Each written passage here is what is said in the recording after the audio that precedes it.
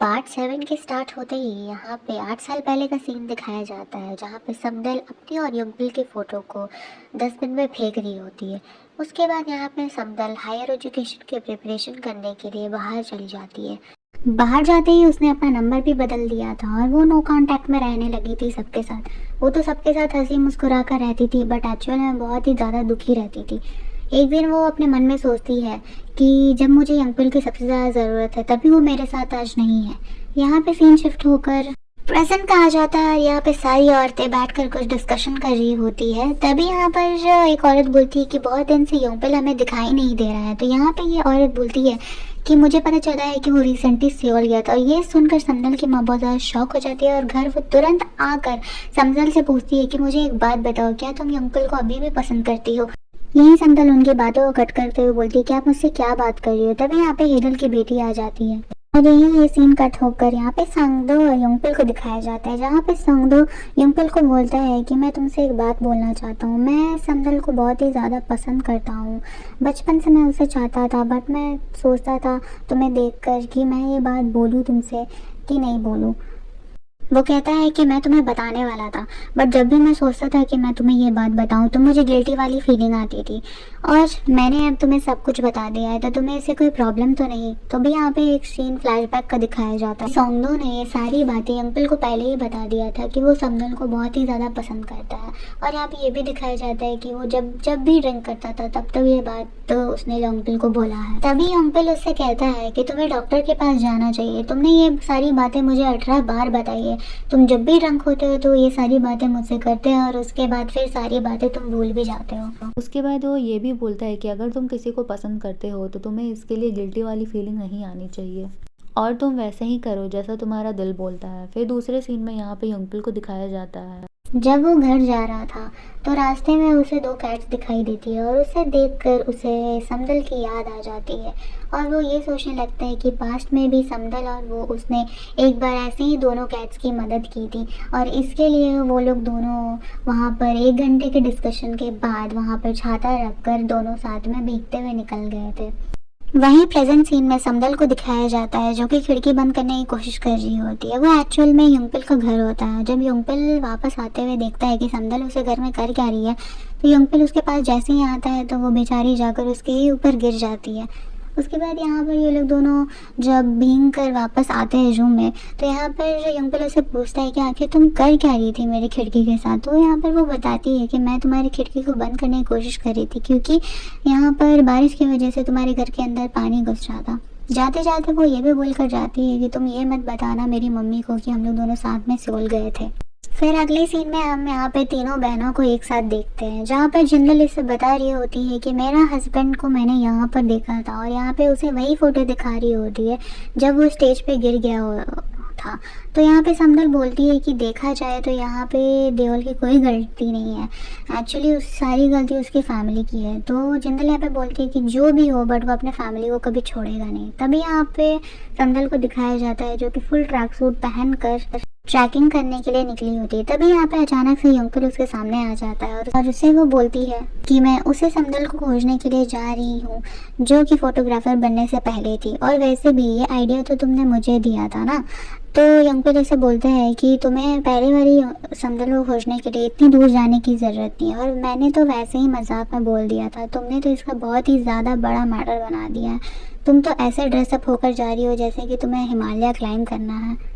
रास्ते में जाते वक्त योंगपिल को सांदो दिखाया जाता है जो कि अपने कार में बहुत ही ज़्यादा उदास बैठा हुआ था क्योंकि उसे बार बार योंगपिल की रात की बात याद आ रही होती है, जहाँ पर संगदो ने उसे पूछा था कि क्या तुम्हारे मन में समदल के लिए अभी भी फीलिंग्स है। तो योंगपिल उसे फट से बोलता है कि बात यह है कि मैं उसे अभी तक भूल नहीं पाया हूँ। ये नहीं कि मैं उसे भूलना नहीं चाहता हूँ, बट मैं उसे भूल नहीं पा रहा हूँ। तो योंगपिल उससे पूछता है कि अगर मैं बोलूँ कि तुम उसे पसंद करना छोड़ दो तो क्या तुम पसंद करना छोड़ दोगे? तो यहाँ पे संगदो बोलता है कि मैं उसे बहुत ही ज़्यादा पसंद करता हूँ और मैं उसे छोड़ नहीं सकता। तभी यहाँ पे डेयोंग को दिखाया जाता है जो कि बहुत ही सॉफ्ट पोजीशन में खड़ा होता है और उसे बार बार जिंदल की बातें याद आ रही थी जब उसका और जिंदल का इंटरेक्शन हुआ था। और वो अपने सेक्रेटरी से पूछता है कि एक बात बताओ, जब मैंने और जिंदल हेदल ने एक दूसरे को फेस किया था तब मैं कैसा दिख रहा था। तो यहाँ पे सेक्रेटरी उसका बोलता है कि आप बहुत ज़्यादा डरे हुए दिखाई दे रहे थे। तभी यहाँ पर उसके बहुत सारे कज़न्स आ जाते हैं और उससे लगातार मजाक उड़ाना चालू कर देते हैं कि तुम कितने ज़्यादा कमज़ोर हो, तुम तो ठीक से खड़े भी नहीं रह पाते, तुम्हारे डैड तुमको लेके इतने ज़्यादा परेशान है और उन्होंने अपने सारी बिजनेस तुम्हारे हवाले कर दिया है और तुम उसे अच्छे से हैंडल भी नहीं कर पा रहे हो। तभी अभी उसका दूसरा कज़न बोलता है कि वैसे भी तुम्हारी बीवी तुम्हें छोड़कर चली गई है और उसने हमारे फैमिली के ऊपर ये इल्ज़ाम लगाया था कि हम लोग अपने पावर को अब्यूज़ करते हैं, जिसकी वजह से बहुत ही ज़्यादा मनी का खर्चा भी हो गया था। तभी यहाँ पर अचानक से जिंदल आ जाती है और उससे बहुत ज़्यादा डरगाना और धमकाना चालू करती है कि तुम अगर जिसके साथ जैसा बिहेव करोगी वैसा मैं भी तुम्हारे को करूँगी और तुम्हें इतना ज़्यादा सबक सिखाऊंगी, इसलिए चलो निकले यहाँ से, तुम लोग कौन होते हो मुझे बताने वाले। और यहाँ पर फिर ये सब डराने धमकाने के बाद यहाँ पे सब डर जाते हैं। पर यहाँ पर जो हमारा देओंग होता है वो इतना ज़्यादा इमेजिनेशन में खो जाता है कि वो हाय बाय करने लगता है और उसे पता चलता है कि वो जो सोच रहा था वो तो बस एक इमेजिनेशन था। तभी यहाँ पर जिंदल को दिखाया जाता है और यहाँ पे अचानक से इसके हस्बैंड का असिस्टेंट यहाँ पे आ जाता है। तो यहाँ पर जिंदल उसे पूछती है कि क्या तुम अभी भी एज ग्रुप के लिए काम कर रहे हो। तो वो बोलता है कि हाँ मैं काम कर रहा हूँ। और तभी जिंदल उसे पूछती है कि वो लोग तुम्हें परेशान तो नहीं करते हैं। तभी यहाँ पर उसका असिस्टेंट बताता है कि आपके वजह से उन्होंने मुझे परेशान करना छोड़ दिया। तभी यहाँ पे हेदल की बेटी जो एक दूरबीन लेकर बहुत ही गौर से समुद्र की तरफ देख रही होती है, तभी यहाँ पर वही आदमी उसके पास आ जाता है और यहाँ पे हेदल को भी दिखाया जाता है जो कि अपनी बेटी को खोजते हुए इधर आ रही होती है। और ये जो लड़का होता है वो जो दूरबीन में पैसे डालने की जो मशीन होती है उसमें पैसे डालने ही जा रहा होता है, तभी उसका पैसा नीचे गिर जाता है और वो फ्रस्ट्रेशन में इधर उधर ढूंढने लगता है और वो दौड़ कर हेदल के पास आता है और बोलता है कि प्लीज़ मुझे कुछ कॉइन्स उधार दे दो, मुझे बहुत ज़्यादा अर्जेंट काम है। और यहाँ पे इतना ज़्यादा अजीब बिहेवियर देख के उसे पैसे दे भी देती है। वो पैसे जैसे ही लेता है और वो डायरेक्ट दूरबीन की ओर भागता है और दूरबीन में फट से पैसा डाल के वो दूरबीन की ओर देखने लगता है।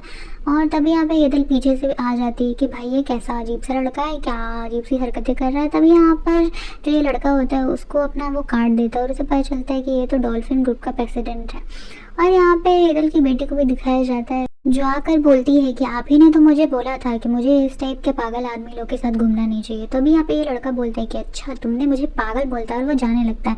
तभी यहाँ पे हेदल उसके पास दौड़ कर जाकर बोलती है कि अरे मैंने ऐसा कुछ भी नहीं बोला। तभी यहाँ पे एक कार उसके बगल से क्रॉस करते हैं और उसे वो खींच कर वो लड़का पकड़ लेता है। और यहाँ पे हेदल ये सीन देखकर अपनी मम्मी को ना आंट बुलाने लगती है, मम्मी मानना भी स्वीकार नहीं करती है और भाग जाती है।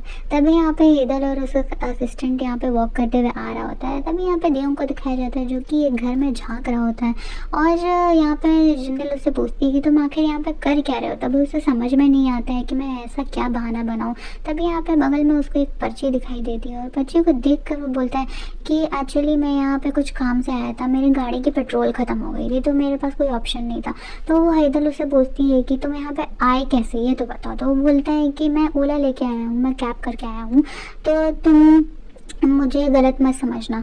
तो यहाँ पर जो जिंदल बोलती है कि तुम अगर वही कैब लेकर तुमको जहाँ जाना था तुम वहाँ भी तो जा सकते थे ना। और उसके बाद वो ऑफ़र करता है कि तुम चले जाओ अपने घर। तो वो बोलती है कि मेरा घर ये नहीं बेवकूफ़, मेरा घर दूसरा है।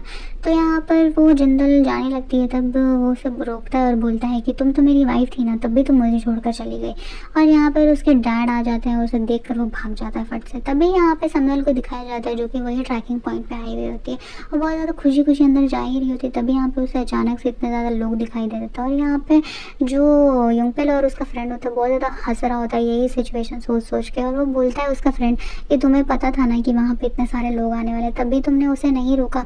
तो यंगपेल बोलता है कि नहीं मैंने नहीं रोका और हंसने लगता है। तभी यहाँ उसके फ़ोन को दिखाता है कि यहाँ पे पूरे गांव में फैल गया है कि तुम लोग दोनों साथ में से उड़ गए थे। तभी यहाँ पर आंटियों को दिखाया जाता है जो कि कुछ ज़्यादा काम कर रही होती है और यहाँ पे फालतू फालतू जो भी बात करने का उनका हरकतें होती है, कुछ फ़नी फ़नी सा बात कर रही थी। तभी यहाँ पे जो सांगदू होता है वो कुछ काम कर रहा होता है अपने रेस्टोरेंट में और यहीं पर उसका भाई आ जाता है जो कि पी के फुल टुन था और वो आकर बोलने लगता है कि तुमने बताया नहीं कि पापा को यहाँ पे इतना ज़्यादा प्रॉफिट हो रहा है। और अपने पापा को आकर सुनाने लगता है कि आपने सारा कारोबार इस लड़के सौंगदो को दे दिया और हमें कुछ भी नहीं दिया, हम यहाँ पे गरीब पड़े हुए हैं, आपने ऐसा क्यों किया। और यहाँ पे इतना ज़्यादा चिल्ला रहा होता है। तो इस सौंगदो को भी गुस्सा आ जाता है और वो आके बोलता है कि यहाँ पे बहुत टाइम से हमें प्रॉफिट नहीं हो रहा है बेवकूफ़, यहाँ पे हमारे मम्मी पापा इतना ज़्यादा मेहनत करते हैं तभी तुम्हें कुछ समझ में नहीं आता है। और यहाँ पे इतना ज़्यादा वो चिल्ला रहा होता है तभी उसका भाई भी बोलता है कि तुम ज़्यादा मत बोलो, और जो अगर तुम्हें प्रॉफिट हो रहा था तो तुम्हें हर चीज़ मिलने का फ़ायदा नहीं था। और यहाँ पर वो फट से सौंगदो को एक घींच के मार भी देता है। और वो जैसे ही उठता है तो यहाँ पे देखता है कि समदल भी उसने देख लिया था। तभी यहाँ पे समदल और सौंगदो बाहर आकर बैठ जाते हैं और वो बोलता है सौंगदो कि मैं बहुत ज़्यादा एम्बैरस फील कर रहा हूँ। तभी समदल उसे बोलती है कि हम लोग दोनों तो फ्रेंड्स हैं ना, तो मैं एम्बैरस फील करने की क्या ज़रूरत है। तभी उसे सौंगदो बोलता है कि मैं तुम्हारे सामने हमेशा एक ऑकवर्ड सिचुएशन में ही रहा हूँ। बचपन का सीन दिखाता है जहाँ पे समदल ने सौंगदो को देखा था कि उसके पास मिल्क खरीदने के भी पैसे नहीं थे। तभी अगले दिन से समदल उसके लिए रेगुलरली मिल्क लेकर आने लगी थी। और ये सिचुएशन को याद करते हुए बोलती है समदल कि तुम्हें उस सिचुएशन को भी याद करने की ज़रूरत नहीं थी, मैं तुम्हें एज अ फ्रेंड सब कुछ देती थी, मैं तुम्हारे लिए तरस नहीं खाती थी, मैं तुम्हें एज अ फ्रेंड सब कुछ सपोर्ट करना चाहती थी। तभी सौंगदो बोलता है कि हाँ मैं समझ रहा हूँ, बट मुझे बहुत ही ज़्यादा ऑकवर्ड लग रहा है अभी जो भी सिचुएशन क्रिएट हुआ। फिर वो एक चीज़ सोचने लगता है कि जब उसने समदल और यंगपिल को हक करते हुए देखा था तो उसे बहुत ही ज़्यादा बुरा लगा था। तभी यहाँ पर समदल भी उसे पीठ से ऐसे सहलाती है। और यहाँ पर नेक्स्ट सीन हो जाता है जहाँ पर समदल सोकर उठती है तो उसे कमर में बहुत ज़्यादा दर्द हो रहा था ट्रैकिंग करने की वजह से, और वो दौड़ कर केमिस्ट के पास जाने लगती है। तभी यहाँ पे यंगपिल उसके पास हंसते हुए पार होता है और यहाँ पे समदल इतना ज़्यादा भड़क जाती है कि तुम्हें पता था ना, तब भी तुमने मुझे रोका नहीं, तुम इतने ज़्यादा सेल्फिश कैसे हो गए हो, गंदे आदमी कहीं के। तभी यहाँ पे अंकल बोलता है कि अच्छा लो तुम वहाँ कहाँ जा रही हो, लो मैंने तुम्हारे लिए दवाई खरीद ली है। तभी यहाँ पे समदल पलटती है और वो और यंगपिल एक जगह बैठकर बात करने लगते हैं। तभी यहाँ पर एक कॉन्टेस्ट का फॉर्म यंगपिल उसको देता है और इसके बारे में बात करते हुए वो लोग सोचते हैं कि क्यों ना हम लोग इस चीज़ में पार्टिसिपेट करें। और यहाँ पर उसके फ्रेंड्स के पास भी सीन शिफ्ट हो जाता है। यहाँ पर सौंगदो और उसके दो फ्रेंड्स बैठे हुए थे और यहाँ पे ये दोनों बार बार बोल रहे थे कि यंगपिल और समदल एक साथ गए हैं, सेओल एक साथ गए हैं। तो यहाँ पे सौंगदो जो होता है वो भड़क जाता है और बोलता है तुम लोगों को किसने बोला कि वो लोग दोनों अकेले गए थे साथ में, मैं भी उनके साथ गया था। तो यहाँ पे उसके फ्रेंड्स बोलते हैं कि तुम्हारे बारे में तो हमें कुछ भी नहीं पता, बट उनके बारे में पूरे गांव में सर्कुलेट हो गया है बात। तभी यहाँ पे यंगपिल समदल को हाथ पकड़ के ले के आ रहा होता है क्योंकि उसके पैर में चोट लग गई होती है। और यहाँ पे उसके पापा को देखकर पास्ट का सीन याद आ जाता है जहाँ पर यंगपिल के पापा ने उसे स्ट्रिक्टली यंगपिल से ब्रेकअप करने बोला था। समदल ये करना नहीं चाहती थी बट उसके पापा ने उसे फोर्स किया था कि तुम्हारी माँ ने तो मेरी बीवी को खा लिया, अब तुम मेरे बेटे को भी खाना चाहती हो क्या, इसलिए तुम मेरे बेटे को छोड़ के चली जाओ, नहीं तो मैं कुछ ऐसा कदम उठा लूँगा जो मैं चाहता नहीं हूँ, इसलिए तुम खुद ही उसे ब्रेकअप कर। तभी यहाँ पे समदल ने उसे बहुत ही ज़्यादा विनती भी की थी बट उसके पापा ने उससे कोई भी रहम नहीं दिखाया था और बोला था कि तुम जल्दी से जल्दी इस गाँव को भी छोड़कर चली जाओ।